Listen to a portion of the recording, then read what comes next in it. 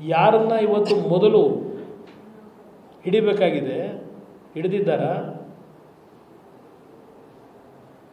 ರಾಹುಲ್ ಗಾಂಧಿ 400 ಅಂತೇಳಿ ಕ್ಲಿಯರೆನ್ಸ್ ಕೊಟ್ಬಿಟ್ರು. 400 ಜನದ್ದು ರೇಪ್ ಆಗಿದೆ ಅಂತ. ಹೇಳಪ್ಪ ರಾಹುಲ್ ಗಾಂಧಿ ಅವರೇ, ನಿಮ್ಮ ಹತ್ರ ಎಷ್ಟೇ ಮಾಹಿತಿ ಕಳಿಸಪ್ಪ ಅವ್ರನ್ನ.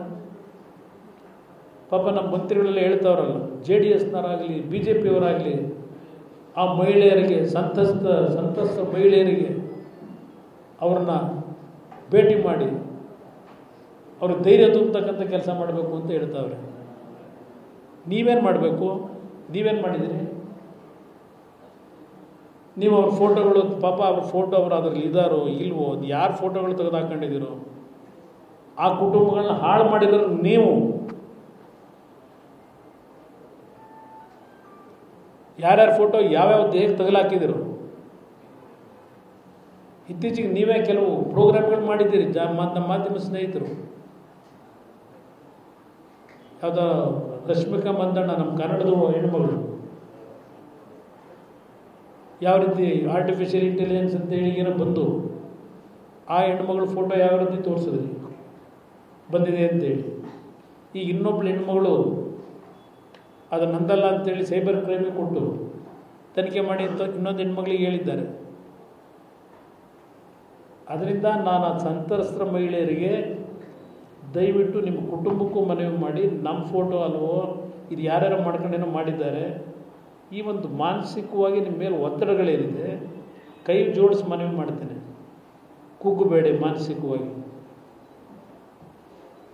ಇಲ್ಲ ನಾನು ಇವತ್ತು ದೇವೇಗೌಡರಾಗಲಿ ನಾನು ಒಂದು ಮಾತು ಹೇಳ್ತೀನಿ, ಏನಾದರೂ ನಮ್ಮ ಕುಟುಂಬದಿಂದ ತಪ್ಪಾಗಿದ್ದರೆ,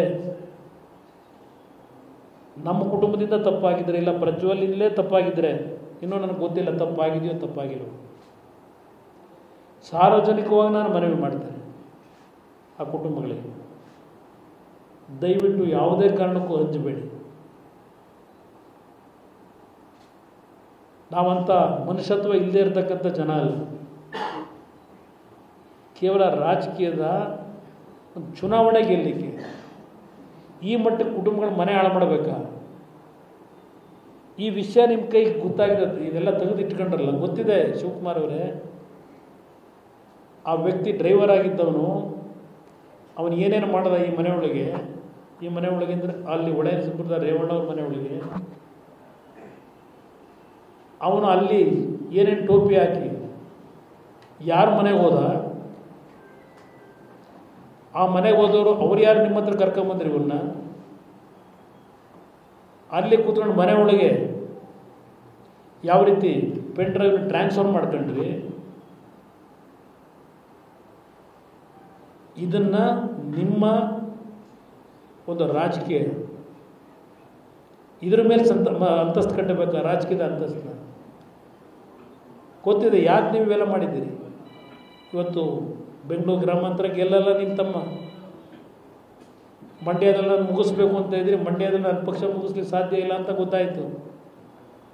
ತುಮಕೂರು ಇಲ್ಲ, ಚಿಕ್ಕಬಳ್ಳಾಪುರ ಇಲ್ಲ, ಒಕ್ಕಲಿಗರ ಅದೆಂಥದ ನಾಯಕ ಆಗಬೇಕು ಅಂತಂದರೆ, ನಾನಂತೂ ಎಲ್ಲೂ ಒಕ್ಕಲಿಗ ನಾಯಕ ಆಗಬೇಕು ಅಂತೇಳಿ ದೇವೇಗೌಡರಿಗೆ ಆಲ್ಟರ್ನೇಟ್ ಅಂತೇಳಿ ನಾನಂತೂ ಅಂದ್ಕೊಂಡಿಲ್ಲ. ನಾನು ಸಾಮಾನ್ಯ ಕಾರ್ಯಕರ್ತ. ನಾನು ಈ ನಾಡಿನ ಯಾವುದೇ ಕುಟುಂಬಗಳು ಯಾವುದೇ ಜಾತಿಯ ಜನ ಬಂದರೂ ಗೌರವಿಸೋರು ಕೆಲಸ ಮಾಡೋನು.